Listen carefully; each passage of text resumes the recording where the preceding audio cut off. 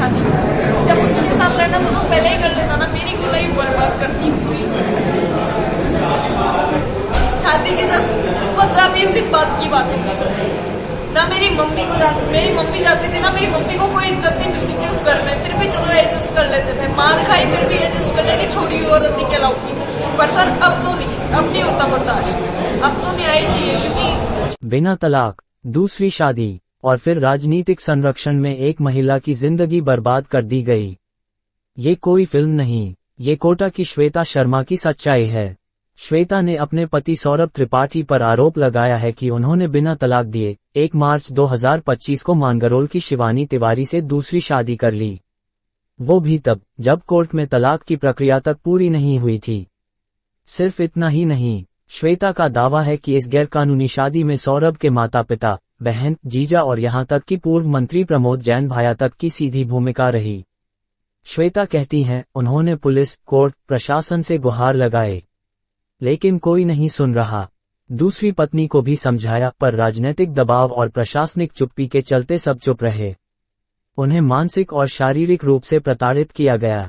गहने, दहेज, नकदी सब छीन लिया गया। शराब और सिगरेट पीने तक के लिए मजबूर किया गया। जब विरोध किया तो मारपीट कर घर से निकाल दिया गया।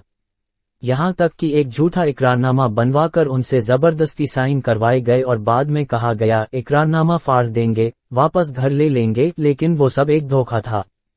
श्वेता का आरोप है कि सौरभ त्रिपाठी पर हत्या, अवैध माइनिंग, हथियार और ड्रग्स तस्करी जैसे संगीन आरोप हैं। वो खुद कहता था कि मेरे पास गैंग है, तू मेरा कुछ नहीं बिगाड़ सकती। श्वेता ने अब अपनी जान को खतरा बताया है और कहा है, अगर मुझे या मेरे परिवार को कुछ होता है तो इसकी पूरी जिम्मेदारी सौरभ त्रिपाठी, उसके परिजन और उसके राजनीतिक संरक्षक प्रमोद जैन भाया की होगी। 21 नवंबर 2021 में हुई थी शादी के 2 महीने तक ही मेरे पति मेरे साथ रहे। वो 2 महीने में भी आधे टाइम बाहर रहते थे, आधे टाइम मेरे साथ रहते थे। 1 साल तक मैं ससुराल में रही हूँ। उस बीच में मुझे पता चला कि मेरे पति के बहुत सारे जगह पर गलत संबंध है। जब मैंने उनसे सवाल जवाब करने शुरू किए तो उन्होंने मेरे पे हाथ उठाना शुरू कर दिया। मैंने बच्चा कंसीव किया, इनको पता चला तो इन्होंने उससे भी मेरे पेट पे लात मारकर वो भी मेरा बच्चा खत्म कर दिया। उसके बाद में सर, जब मेरे को इन्होंने नवंबर में यहाँ भेज दिया था मेरे घर में, भेजने के बाद में सीधा पता चलता है कि मेरी शादी, मेरा पति दूसरी शादी करा। डिवोर्स का केस चलने के बावजूद भी उसने दूसरी शादी कर ली है 1 मार्च 2025 में। अभी वो शादी करके बैठा हुआ है। पुलिस प्रशासन से लेकर मजिस्ट्रेट तक मुझे कोई सपोर्ट नहीं मिल रहा है। सारा प्रशासन उसके साथ है, उसकी शादी में प्रेजेंट थे। सबके फोटोग्राफ्स मैं आपको पेश कर दूंगी। बाकी सर मुझे न्याय चाहिए। कौन मदद कर रहा है उसकी? सर प्रमोद जैन भाया जी, नगर पालिका अध्यक्ष अंता से मुस्तफा खान जी, सीमलिया के सीआई हैं वो, और जो प्रेजेंट अभी रामेश्वर जी करके नगर पालिका अध्यक्ष हैं वो लोग, ये सब लोग मिलकर इस शादी में सम्मिलित हुए हैं। यहाँ तक कि फेरों के बाद तक रुके हैं, जिसमें काफी सारे वकील थे, जज थे, पुलिस वाले थे, खुद उसकी सिक्योरिटी के लिए। और जब मैं जाने लगती हूँ तो मेरे पास गुंडे भेजे गए हैं, मेरे को मारने की धमकी दी हुई है, मेरे आगे पीछे गाड़ियां लगा रखी है इन लोगों ने।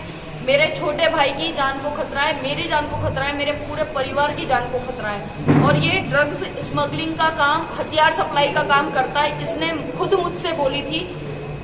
ये सब प्रमोद जैन भाया जी के फायदे में ये कर रहा है। बहुत सारे इनलीगल कामों में ये इन्वॉल्व है बकायदा। इसने झालावाड़ जेल भी काटी हुई है सर। अब सवाल उठता है, क्या राजनीति और पैसे के दम पर कानून को खरीदा जा सकता है? क्या एक महिला की चीख ही रह जाएगी? श्वेता आज न्याय मांग रही है और हम सबको ये आवाज बुलंद करनी होगी।